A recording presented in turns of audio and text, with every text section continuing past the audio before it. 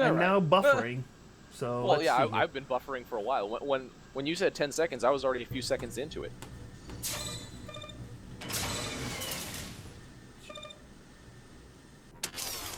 And there we go. I am now And paused. Thekhumi says, saying "Ken, remake. why? I don't know. He probably screwed up on his loadout. Maybe he was trying to derp or I don't know. Unfortunately, we're not going to find out because we're now paused, so we don't even know why the case would be. I told the back end people to ask to see what's happening. But yeah, actually, I'm gonna message Kumi right now. And just, you know what? You do that, understand. and I'll do the official long greeting of everything. Man, go ahead. There we go. All right, ladies and gentlemen, welcome back to the Aramec Strikedown 1v1 sponsored tournament by Carbon Games, presented by Grizzly Wings, hosted by RUI and OPTV Live. This is it, folks, the moment you have all been waiting for. The finals, best of three. Whoever wins this wins the tournament cup, and the $100 prize bundle. Whoever doesn't, well, they go home second. Which is still nothing to slouch at. That's still a $50 diamond prize bundle. But unfortunately for them, no tournament cup. Both of these players want the tournament cup. Neither one of these players yet have a tournament cup. So there is a lot on the line for both of these players as to who is actually going to win this and who is going to be the runner-up. After you fought this long through this amazing tournament, the last thing you want to be is the runner-up. And this one is so hard to tell. It's so close between these two players. I have no idea what to expect from this one at all. All I know right now is I'm actually waiting on RUI, so that way I know whether we are going to just keep going on this match or what we are doing. Apparently they're still in game. Kumi is not on Steam, so we can't really get a direct answer from him. I understand him not wanting to be on Steam and wanting to focus completely. So I think we're just going to get started, Steve, and see what happens. So if you're ready, I'm ready, Steve. In 3, 2, 1, go. So here we go. Game what the dialogue is on. Illusion even crying out woot on there. There we go, guys. That's what you should all be saying in the chat, whether you're on OPTV. My loadout is bad. Okay, apparently they were still discussing it. Well, you need to make sure your loadout is correct. He didn't. They're talking to me. I mean, we were paused for like 4 minutes. Oh, it wasn't 4 minutes. How am I supposed to respond? We can't even respond anyway because they can't obviously see spectator chat because I'd be otherwise. Okay with it if Kumi, yeah, I'd be okay with it if Kumi actually did mess up. See, that's where you and I are different. If you're not right, you have plenty of time with that lobby being made and that 90-second countdown to make sure that you're taking what you want to take. Yeah, I don't know. I guess they're playing. So Kumi opening up from the bottom. I'm really curious to know what he messed up on. Illusion approaching from the left side. This is a very typical game, but the Gemini gonna go down. Kumi not coming back to get it in time. He didn't even put any healing units over there. It's really, really dangerous to do that just because, yeah, things like that do happen. Illusion already has an artillery up. Kumi has a jammer up, so it's a pretty even game so far. It is, but most likely right now that could be also partially what's throwing off Kumi is whatever it is that he's stressed out about. It could be throwing off his game, his mindset, and like what we were talking about the last time, mind mech. And if you just don't have that right psychological approach, it can start costing you everything else. So I would be really curious after the end of this match to know what it was exactly that. Yeah. Because looking at his loadout, I don't see anything really wrong with. Yeah, well, there's certain things, especially like if you're really used to playing a map like Duel, that's just something that you always like, oh no, I needed my, like for example, what if Kumi switched out bombs for an infantry or something like that, maybe he didn't want the bombs, something like that, you know what I mean? Like, I'm just trying to come up with an example, but Kumi actually almost able to, he was able to snipe that artillery. He took out one gem already. He was trying to get the second one, but he's not going to be able to stay long enough for that. Almost dies in the process. Illusion killed by the ground to air, yeah. Illusion once again yet showing us what that Warthog is capable of. Interestingly enough, he's deactivated the mine, I guess, so that way he can push through. Yep, actually he's highlighting, so he's... Nope, but he didn't push. Nope. Maybe he not ready yet. He wants more stuff. Misclicked. Yeah, now making some jackals. Oh, he's gonna just do a jackal push, a jackal distract for the most part before he moves out, I think. And once Illusion responds to it, might be when he decides to move out. He was briefly able to take that middle outpost under his control. Now setting a Jackal on patrol for distract purposes, it's just going to die. That was sort of a waste of time. Not really... that was weird. But yeah, now Kumi, 33-28. Illusion now responding to it. Will Kumi... Ooh, what's happening? What's happening? Oh, he was waiting for that Longhorn, or that Gemini to be built? Oh, why did he send the Jackals then? I thought he was going to use that as a distraction when he moves out, but he didn't, so...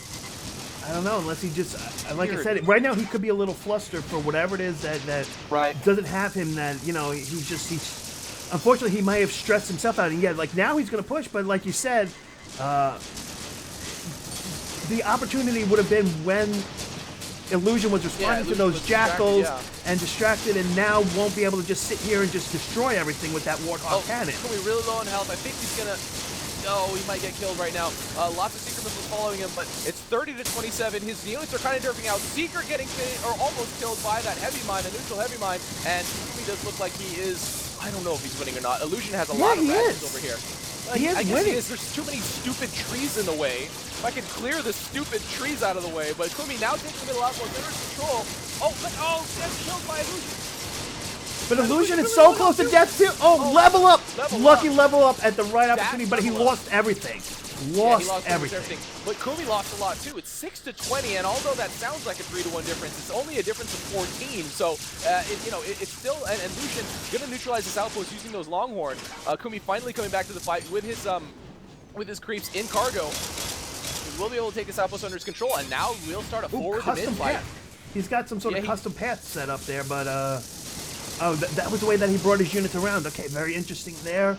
But yeah, like you were saying, I mean, you can look at a 6-20 and be like, you know, oh my god, a 3-1 advantage. But when you're that low, it's so quick that like one single 6 build queue, you're instantly matched back up. I mean, it's not really until you start getting into higher numbers that having a 2-1, a 3-1 advantage really starts it being significant. But what is Kumi doing up here on the top? Just dropping a single Gemini just down for distraction more than anything else. Willing to sacrifice it. Oh man, I think he knew that the box was coming. He wanted to take both of them, and now he forced Illusion to respond. I don't know if that was the intention. Illusion just came in to get the box too. I think it was. Oh my god. Because Illusion realized the time. Crazy. Wow. And Illusion calling the GG. Man, if that was intentional by Kumi, genius. Effing genius. That was amazing. That was an amazing move if that was intentional. I don't know if it was, but Kumi, I think it was. Just because right when he dropped it, Kumi like went directly to the box, and he knew that it was coming. Kumi staying on the ground, and Illusion not able to keep Kumi pinned down or anything like that, or focus him in the air, because Kumi is playing this very, very smart. Seriously, I mean, that was just unbelievable, just so aware of, and that's really what does separate the average players from these true pro players, is not just being aware of what's happening right around you or being aware on the mini-map, but even be aware of stuff of like, what time frame a credit box spawns on the map. I mean, the amount of knowledge and practice and everything that you have to do to have that level of awareness is just unbelievable, and that's really what separates these guys and why these guys truly deserve to be in the finals, because Illusion was very well aware of it, because as soon as he was done with that Gemini, he was instantly heading right straight for that credit box, but he just got there just a half a second too late because of that Gemini. And that really turned the game in a complete direction in favor of Kumi. Yeah, and it's 24-46 right now. The middle outpost is neutral due to artillery, but it's not going to really be that detrimental to Kumi. Yeah, such a genius move. Wow, amazing.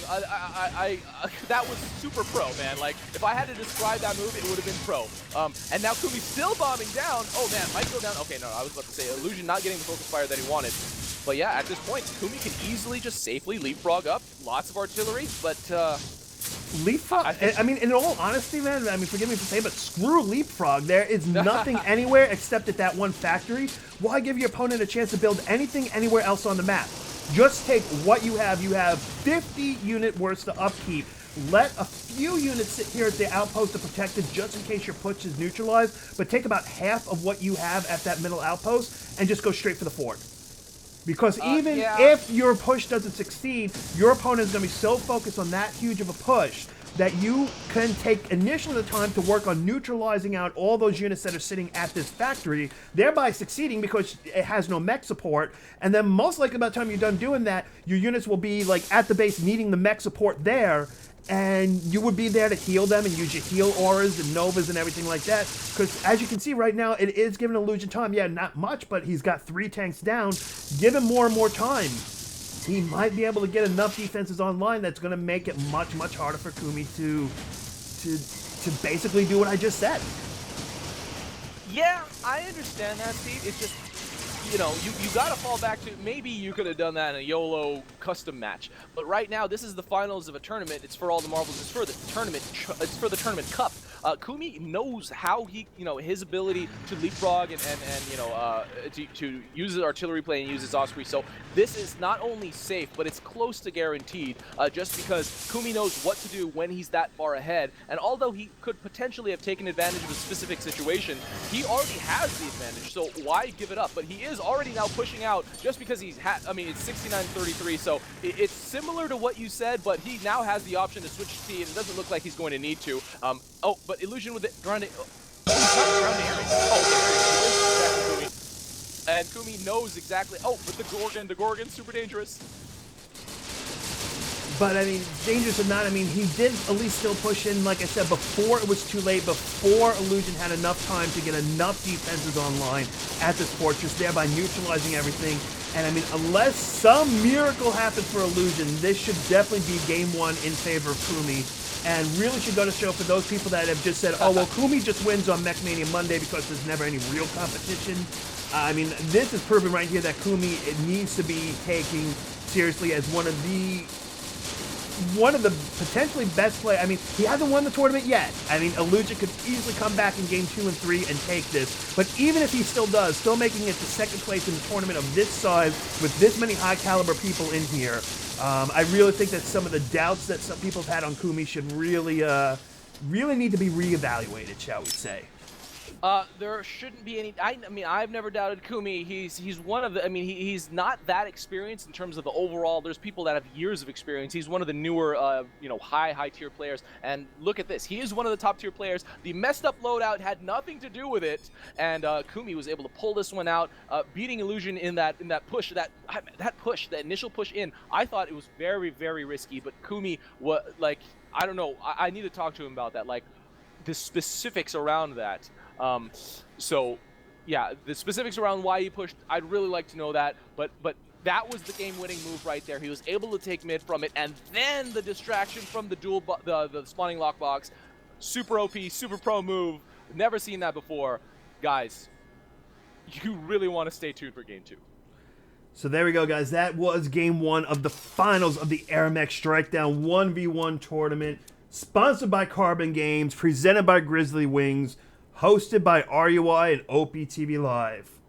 Stay tuned for Game 2.